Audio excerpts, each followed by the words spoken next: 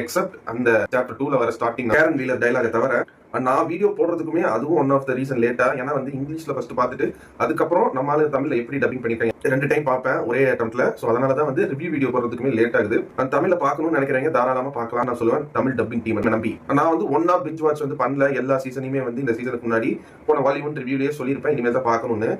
பிரிச்சு எல்லா சீசனுமே வந்து எபிசோட் வைஸ் வந்து பொறுமையா நிதானமா பார்த்தேன். ஒரு வேலையா ரீவாச் பண்ணி முடிச்சிட்டேன். ஸோ அதனால இன்னுமே இந்த வால்யூம் 2ல கனெக்ஷன்ஸ் நல்லா எனக்கு புரியுது.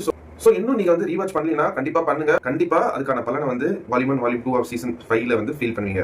அண்ட் இந்த சாப்டர்லயுமே வந்து பாப் கல்ச்சர் ரெஃபரன்ஸை டைலாக்ஸ் மூலியமா கடத்தாம ஒரு விசுவல் டெல்லிங் மூலியமாவோ ஈஸ்டர் எக்காகவோ அங்கங்க வந்து வச்சு நீட்டா இந்த காலகட்டத்தில் நடக்கிற கதை அப்படின்னு வந்து எடுத்து கொடுத்துருக்காங்க. அண்ட் இதுல பாத்தீங்கன்னா நான் ஒரு தியரி சொல்றேன்னு சொல்லிட்டு இந்த சீசனை பொறுத்த வரைக்கும் ஒவ்வொருத்தருக்கான தியரியை வந்து சொல்றாங்க. பட் அதெல்லாம் நல்லா இருக்கு. இந்த கேரக்டர் வந்து சூப்பரா வந்து டெவலப் ஆகுது, அவங்களுக்கு வயசாகும் மூளை இருக்குல்ல அப்படின்னு வந்து எழுதின விஷயம் எல்லாம் நல்லா இருந்துச்சு. பட் இவ்வளவு சீசன் வந்து பார்க்கும்போது